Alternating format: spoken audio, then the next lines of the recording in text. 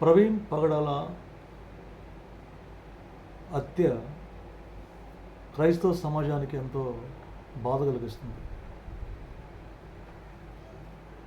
హత్య చేశారు, కానీ దాన్ని యాక్సిడెంట్గా చిత్రీకరించారు. యాక్సిడెంట్గా చిత్రీకరిస్తే పర్వాలేదు, కానీ తాగుబోతుగా చిత్రీకరించారు. ఇది యావత్ క్రైస్తవ ప్రపంచంలో క్రైస్తవుడు అన్నటువంటి క్రైస్తవ సంఘానికి లేక క్రీస్తు సంఘాన్ని త్రాగుబోతులుగా చిత్రీకరించి త్రాగి యాక్సిడెంట్లో చనిపోయినాడని ఒక పెద్ద ముద్రను విడుదల చేశారు. ఇది చాలా బాధగా ఉంది. ఇలాంటి ఒక వైఖరి చూస్తుంటే కొన్ని విషయాలు నిజాలు చెప్పక వీలు పడట్లేదు.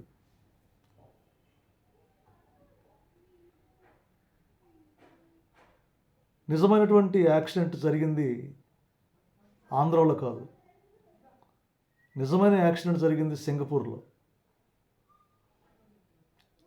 ఇదొక నిదర్శనంగా తీసుకుంటే ఇప్పటికైనా కళ్ళు తెరిచి ఇది యాక్సిడెంట్ కాదు, హత్యే, ఎవరో గుర్తు తెలియని వ్యక్తులు చేశారు అని చెప్పి క్లోజ్ చేసిన ఇంత బాధ ఉండేది కాదు. యాక్సిడెంట్ అని చెప్పడం, త్రాగుబోతులని చెప్పడం ప్రతి పాస్టర్ మీద క్రైస్తవ ప్రపంచానికే ఒక చెడ్డ పేరు తీసుకురావడానికి తక్కువ కేటగిరీలో ఇలాంటి ఒక టైటిల్ ఇవ్వడం చాలా బాధగా ఉంది.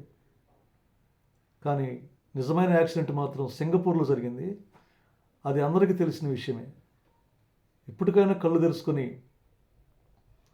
ప్రవీణ్ ప్రగడాల యాక్సిడెంట్ అనే రిపోర్ట్ వస్తే మామూలుగా ప్రమాదవస్థలో చనిపోయినాడని చెప్పండి, కానీ తాగి 3 సార్లు యాక్సిడెంట్ అంటే 3 సార్లు యాక్సిడెంట్ జరిగినప్పుడు బంధువులకి, భార్యకు, మిత్రులకి ఫోన్లు చేయరా? నాకు యాక్సిడెంట్ జరిగిందని ఎవరికి చెప్పుకోడా? పడుతూ లేస్తూనే వస్తూ ఉంటారా? జరిగిన యాక్సిడెంట్ ఎవరికో ఒకరికి చెప్పి ఉండాలా, కానీ అలాంటి ఏమీ లేవు. ఎందుకు ఇంత బలహీనంగా వ్యవహరించారు, ఎందుకు ఇంత తక్కువగా చూశారు అనే విషయాన్ని చూస్తే, గమనిస్తూ ఉంటే సనాతన ధర్మం ఇప్పుడు లేదు అన్నందుకే, సనాతన ధర్మాన్ని నేను పాటిస్తాను, ఆచరిస్తాను, నడిపిస్తాను అనేటువంటి విధానం కొందరు అంటుంటే దాన్ని సమర్థవంతంగా ఎదుర్కొన్నటువంటి ప్రవీణ్ గారిని ఉన్న విషయం చెప్పాడు. ఆ విషయానికి ఇంత ఘోరమైన ప్రణాళిక వేసి తను ఒక్కడి మీద పడలేదు. ఈ యొక్క వార్త తను ఒక్కడి మీద పడలేదు, యావత్ క్రైస్తవ సమాజం మీద పడ్డది. త్రాగుబోతులుగా చిత్రీకరించి అవమానపరిచారు, గాయపరిచారు. తన వ్యక్తిత్వాన్నే కాదు, క్రైస్తవ సంఘ వ్యక్తిత్వాన్ని, మానసికతను, మనోభావాలను కూని చేశారు, హత్య చేశారు. ఎందుకు అనేటువంటి విషయానికి వస్తే తక్కువ కేటగిరీ అనేటువంటి భావనతో, తక్కువ కేటగిరీ ఎస్సీ ఎస్టీలు అంటే అంత చులకన భావంతో చూస్తారు. ఆనాడు కూడా కారంశేల్లో మరియమ్మ కొడుకు వ్యతిరేకించినందుకే అతను కూడా చంపేశారు. ఇప్పుడు కూడా మరియమ్మ కొడుకు, ఇతను ప్రవీణ్ అనేటువంటి పాస్టర్ గారు మరియమ్మ కొడుకు, ఇతను కూడా అలానే చేశారు. 2000 సంవత్సరాల క్రితం కూడా మరియమ్మ కొడుకు యేసును కూడా అలానే సిలువ వేసి చంపారు. ఎందుకంటే తక్కువ కేటగిరీ అంటే ఉన్నతమైన వాళ్ళకి ఇష్టంగా ఉండదన్నమాట. మీ అంత టాటర్స్ లేకున్నా, అంత గొప్పతనం లేకున్నా, తక్కువ వారు భూలోకంలో బ్రతకూడదు అనుకుంటే దేవుడు పుట్టించేవాడు కాదు. ఆలోచించండి. ఒకప్పుడు మనం కూడా అలాంటి వారు మనం గుర్తించాలి. కొన్ని వందల సంవత్సరాల క్రితం మనం గమనిస్తే మన దేశీయులు ఏం తిన్నారో, ఏం కట్టారో, ఎలా ఉన్నారో చూడండి.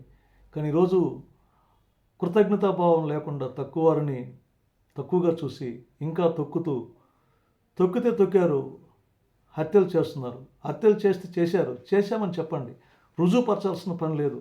హత్యని చిత్రీకరించండి. కానీ త్రాగుబోతులు, తిరుగుబోతులు, రోజుగాళ్ళు, ఇలాంటి వాళ్ళు అలాంటి వాళ్ళని చెప్పి పాస్టర్ వ్యవస్థని, క్రైస్తవ వ్యవస్థని పుస్తకం మూసేసేటువంటి విధంగా మీరు చేస్తున్నారంటే, గతంలో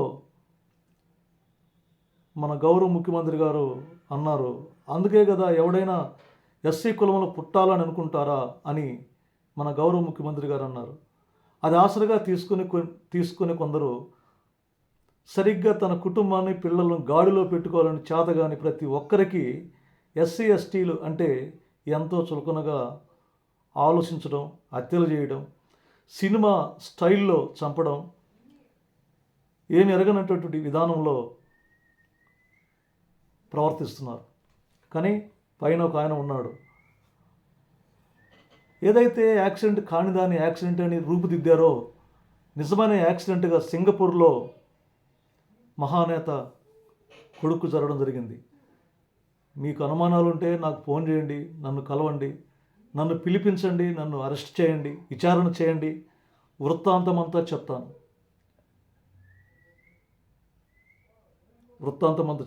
ఎలా జరిగింది, ఎక్కడ జరిగింది, ఎప్పుడు జరిగింది, ఎవరు చేశారనే విషయాన్ని బహాటంగా మీకు చెప్పగలను.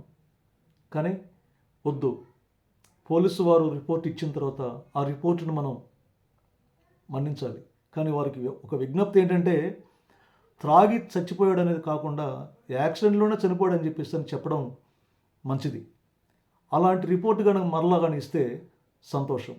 లేకపోతే త్రాగే చనిపోయాడని చెప్పేసి ఒక రిపోర్ట్ని మీరు కంటిన్యూషన్ చేస్తే విషయం అంతా చెప్పాల్సి వస్తుందని నా ఆలోచన. అలాంటి పరిస్థితులు కానీ వస్తే ఇప్పటికైనా మీరు ఒక మంచి ఆలోచన మీరు కలిగి ఉన్నట్లయితే మంచిదని నా యొక్క భావన. లేకపోతే తగినటువంటి ఆధారాలతో మరలా మీ ముందుకు రావాల్సి వస్తుంది. ఒకసారి ఆలోచించి, త్రాగలేదు, యాక్సిడెంట్లోనే, నిద్రమత్తులోనే యాక్సిడెంట్లో చనిపోయాడని చెప్పేసి అని ప్రజలందరూ చెప్పండి, క్రైస్తవ సమాజం చెప్పండి. పోలీసుల డ్యూటీ పోలీసులు చేశారు నిజమే, కానీ అధికారుల చేతిలో ఉన్న విధానం కాబట్టి వారు ఆ విధంగా చెప్పవలసిన పరిస్థితులు ఉన్నాయి. కాబట్టి మరొకసారి విజ్ఞప్తి చేస్తున్న విషయం ఏంటంటే, నిద్రమత్తులో యాక్సిడెంట్లో చనిపోయినాడని చెప్పి మరలా రిపోర్ట్ ఇవ్వండి. అది మంచిది. లేకపోతే నేను మరో వీడియోను మరలా విడుదల చేయాల్సి వస్తుంది. చాలా చక్కగా ఉంటుంది ఇన్వెస్టిగేషన్. ఖచ్చితంగా దోషులు ఎవరో పేర్లతో సహా మీ ముందుకు వస్తాను. కొంచెం ఆలోచించి మంచి నిర్ణయం తీసుకోండి.